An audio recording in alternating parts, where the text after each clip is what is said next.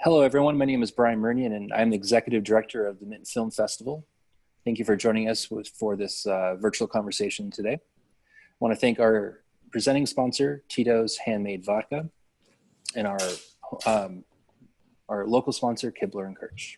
Today, we're joined with Takeshi, the director of his feature-length film, Women of the Photographs. Thank you, Takeshi, for joining us today. Thank you.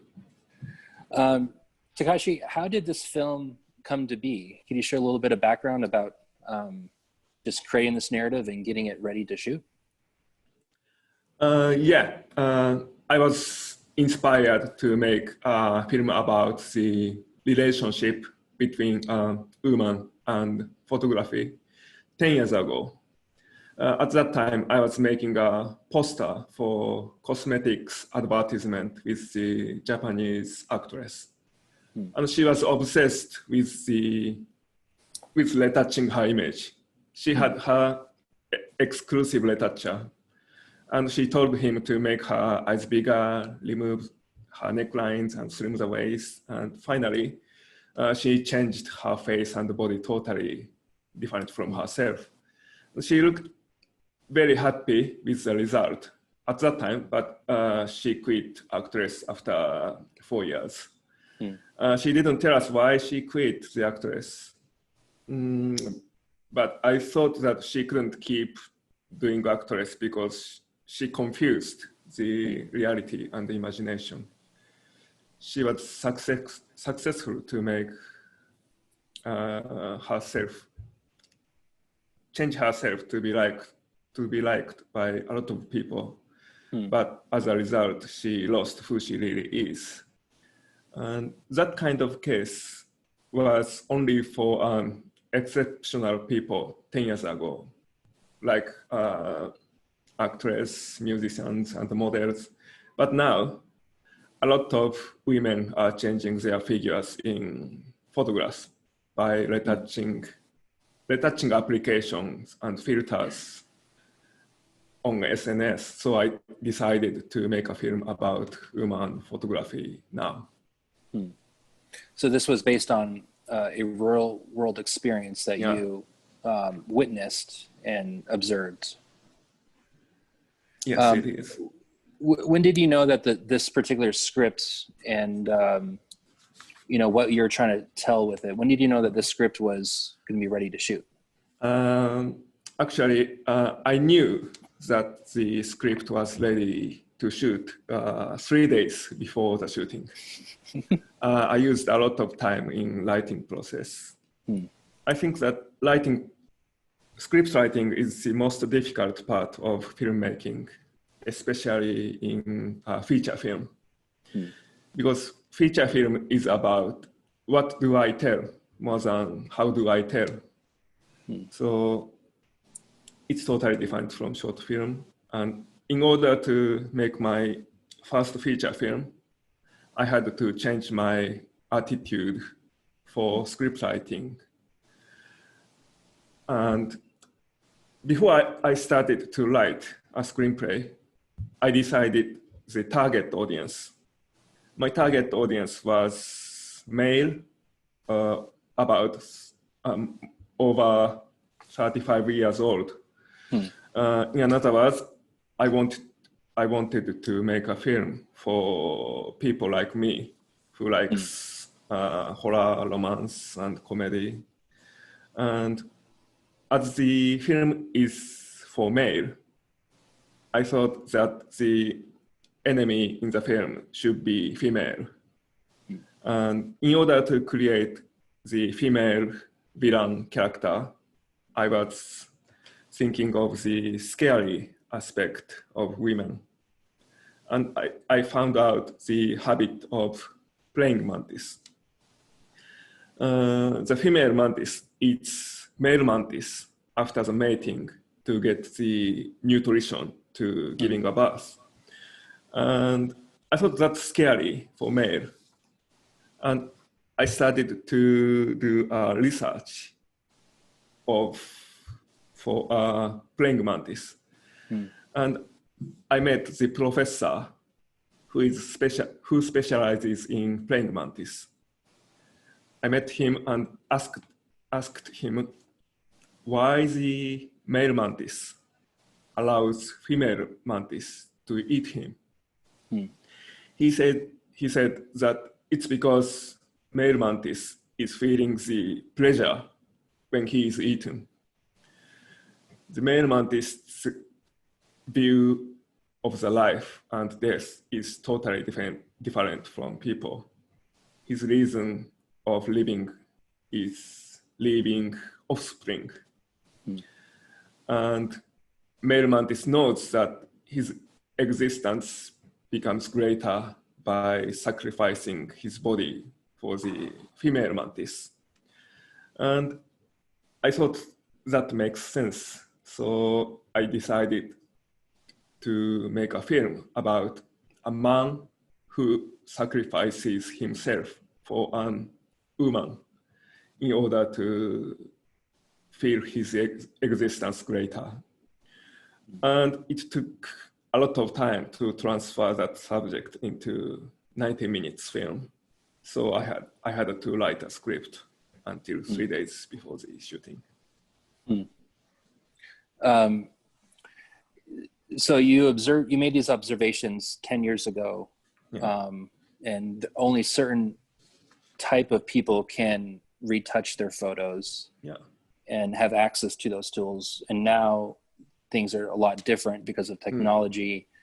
How has photo retouching, what does that look like now in modern day Tokyo and what you're seeing?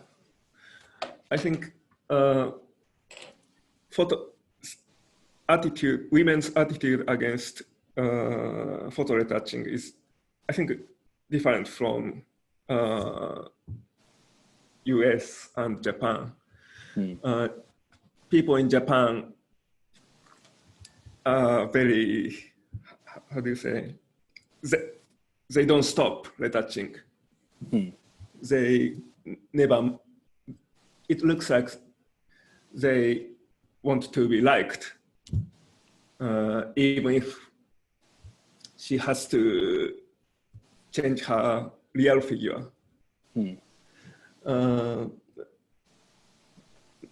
And I think that's dangerous for young women, because she cares and about the number of likes more than who she really is. And another scary thing I'm thinking is maybe in 10 years later, they seize their photos and they don't really know who she really is anymore. Now they say the retouched image is different from herself. But maybe in 10 years, 20 years later, there's nothing to compare with. So her memory is changed by the retouched photography. So her memory is almost rewritten based on the reality that she's creating. So when she thinks of herself in the past, she thinks of herself through the lens of photo retouching and that reality that's created and manipulated. Exactly, yes. Sure. Because the images stays forever on internet. So right. What can be done in I know photo retouching exists in the U.S. very prominently, and it's a huge issue with self-image and with how people perceive themselves. What can be done to shift and to change that trend to where we don't need to feel the need to Photoshop our image? What can we do as a society, do you think?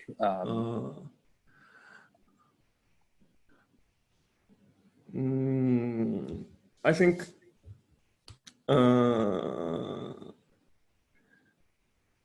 we should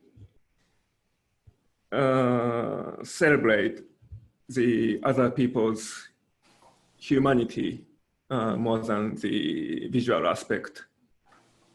I think the reason the some women doing photo retouching is they think they are only seen as it's like a commodity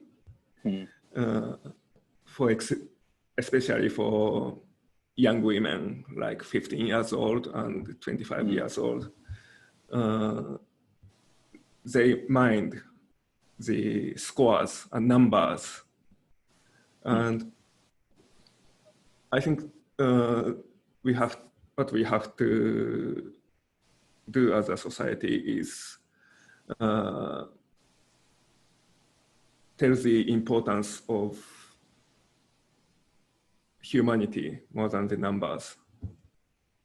The number of likes and yeah, right. Do men desire to be retouched and photoshopped to improve their image as well in Japan? Not very much.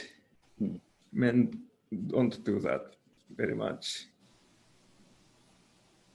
Do you feel like women have that need to retouch their image because of pressure from males in society, or is it from another source? I think they retouch. It's maybe they are doing does not look like they are doing it for men. It looks like they are thinking that their sense of beauty is distorted. So they want to be beautiful, but that beauty they are thinking is influenced by the advertisement. So I think that's what they are doing. They want to be like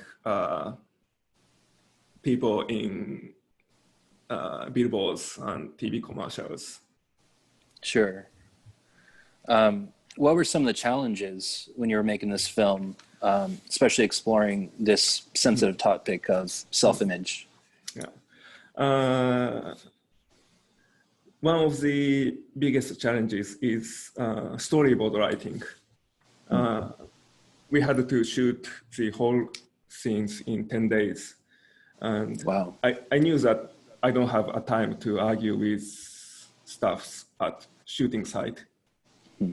So I had to tell cast and staffs what kind of image I would like to shoot before the production with my drawing. And there are reflections in mirrors, screens, and water, and they are a key trope of the film.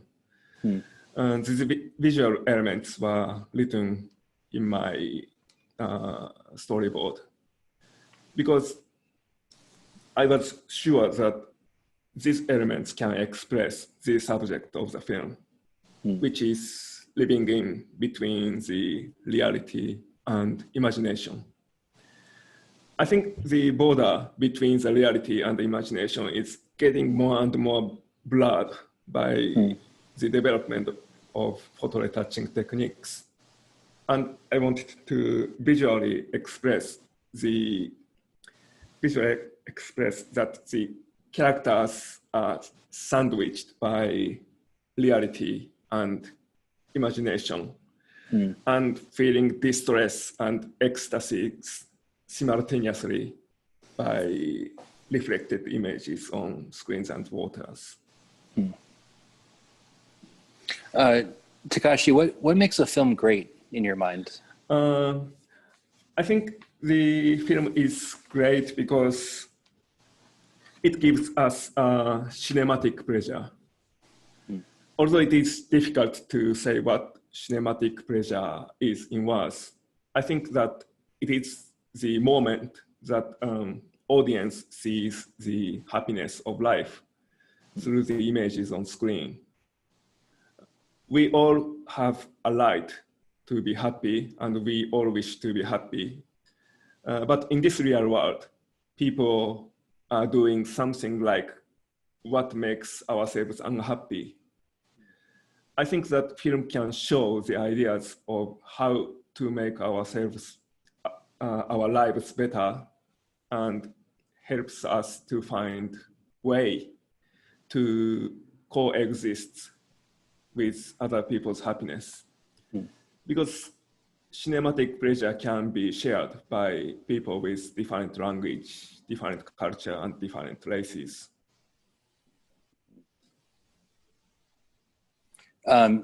What's next for you after this film?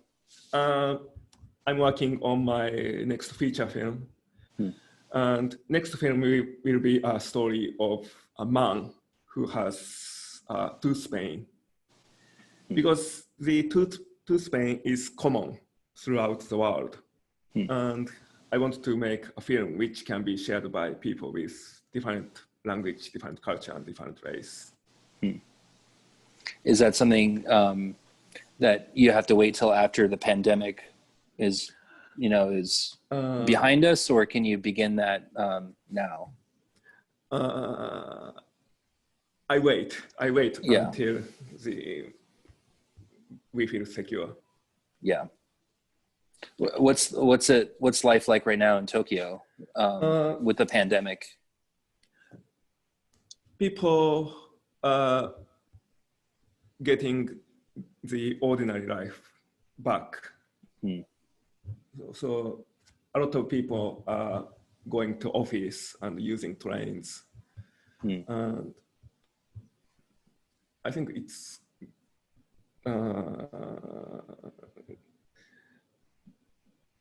going okay. Yeah.